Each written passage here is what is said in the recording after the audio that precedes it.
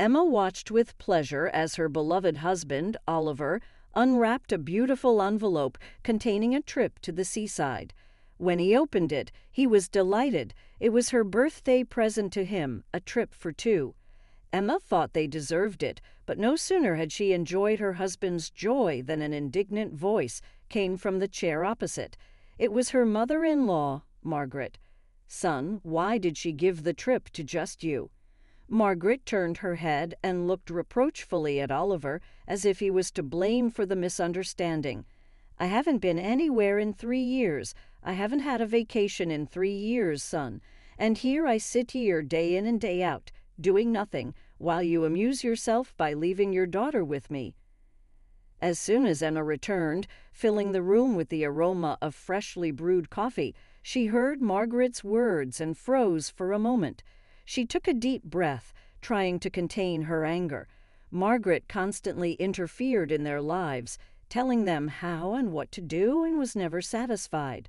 She also never contributed a penny to the family budget, believing that her son and daughter-in-law owed her. It was exhausting, and Emma was tired of having to constantly cater to Margaret's whims. "Mom, you know this trip is Emma's birthday present to me," Oliver tried to reassure his mother.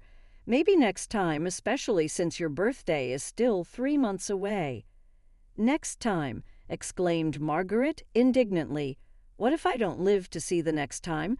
Will it be any use then?" Emma laughed softly, walked over to the table, and placed a cup of coffee in front of her mother-in-law. "Here, have some coffee and cake. It'll calm your nerves."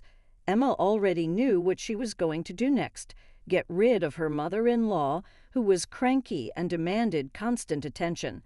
Maggie's grandmother had only found common ground with her granddaughter Rosie. They could play dolls or read stories all day long. It seemed that they were not just grandmother and granddaughter, but two close friends. Emma often watched them from the sidelines, seeing that a real bond had formed between them, even if Margaret's attitude toward everyone else was tiresome. "Look, Margaret," Emma said, "I understand that you need rest. I realize you're tired. It must be a burden to you that you're spending your pension on taking care of your granddaughter, and without any responsibility. That's why I had an idea." "What idea?" asked Margaret incredulously, her eyebrows coming together as she looked at Emma. "I've decided that you would be best suited to work as an occupational therapist," Emma said with a sweet smile. "I've found the perfect place for you, a small, cozy boarding house by the sea. You'll be working with the children there. They're so cute, they need attention and someone to talk to. If I'm not mistaken, you have a pedagogical education." "Work by the sea." "Emma, you must be confused about something. I'm not going to work. I want a vacation."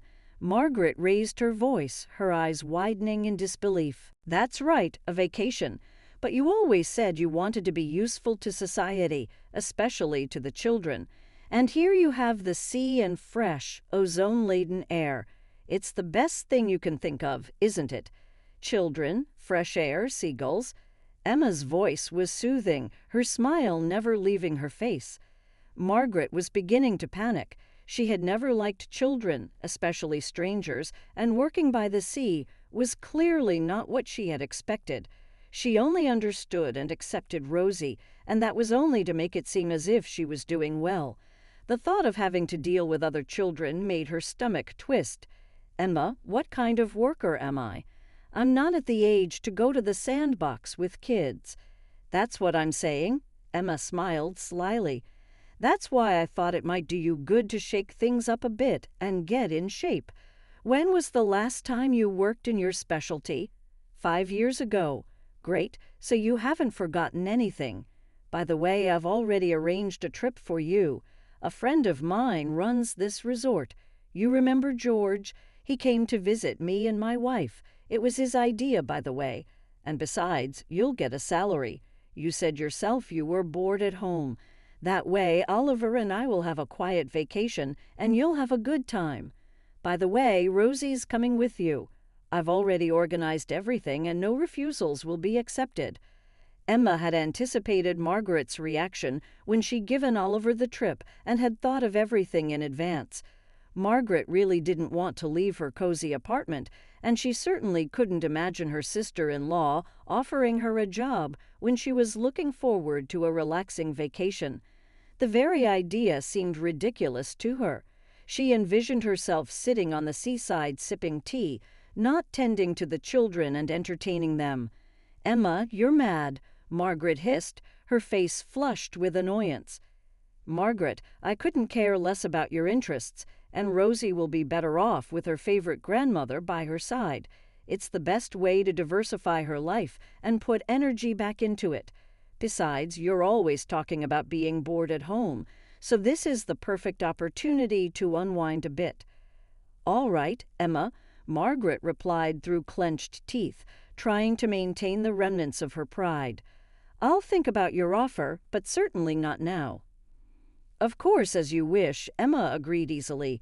"But keep in mind that if you don't, Rosie will have to go alone, and she'll find out that Grandma Maggie didn't want to go with her. So don't delay your decision." Margaret realized she was backed into a corner. This was an ultimatum. Walking away from the conversation like she was used to was impossible. Margaret's face flushed red with anger, but she couldn't object. After a few minutes, she rose slowly from her chair and headed for her room with a look of absolute dignity. She couldn't believe how her sister-in-law had managed to put her in this position. Emma was far more cunning than she could have imagined. When the door closed behind her, Oliver, who had been silently watching, finally exhaled. "Emma, are you seriously talking about her going to work? She's so used to living with us. It would be like exile for her." "Let her do something if she's bored at home," Emma replied, "especially since she's been warned that she's not an employee. And maybe with her temporary departure, you and I will have at least a little free time. Not at sea, of course. I mean here at home. I want to have a son." Oliver laughed and hugged his wife. "You're just a genius, my little favorite genius. I don't even know how you do it. I don't know how you got to this point, but you definitely put Mom in her place. I'm already starting to get stressed by her presence in our apartment." "She's busy, she has nothing to do, and we'll get a little break from her if she leaves," Emma said. "And if she leaves, I'll have a chance to get pregnant again. By the way, saying you're tired at work doesn't count." She winked at him, her eyes gleaming mischievously. Oliver smiled and kissed her forehead. Okay, I hear you. I'll be ready for whatever comes next. I just can't wait until we have some space again. Honestly, having Mom breathing down our necks all the time was too much." From that day on, Margaret stopped expressing her complaints. She found something else to do.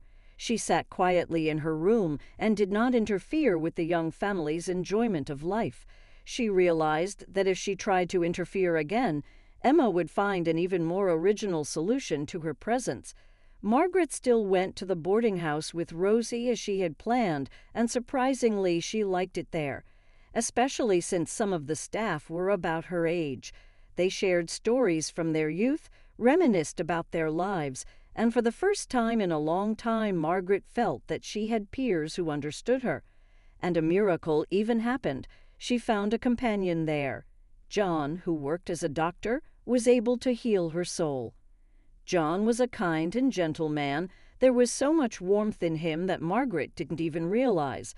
His presence was soothing, and the more time they spent together, the more Margaret looked forward to each new day. They strolled along the shoreline, talking about their lives, the past, and hopes for the future. Margaret felt a lightness she hadn't experienced in years, a freedom from the burdens she had placed on herself and her family.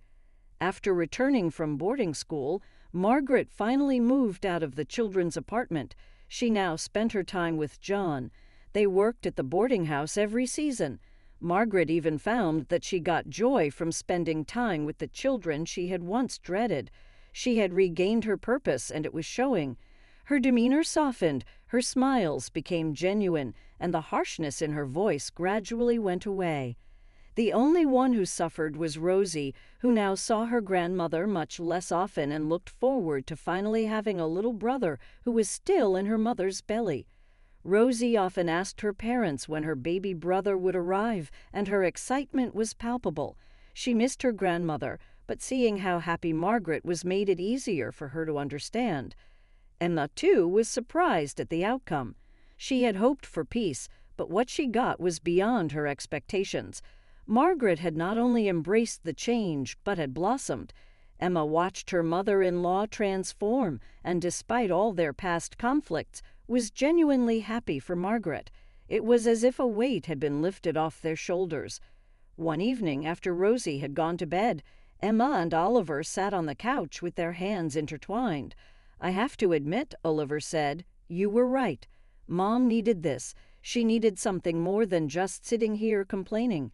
She seems happier." Emma smiled, resting her head on Oliver's shoulder. "I think we all needed it, and now we can finally focus on our little family, and maybe soon we'll get Rosie the brother she's been asking for so long." Oliver chuckled, pulling his wife closer. "I love you, Emma. You truly are the heart of this family. I can't wait to see what the future holds for us."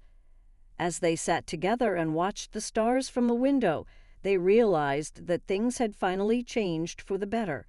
The future looked bright, and for the first time in a long time, they all felt ready to embrace whatever was to come.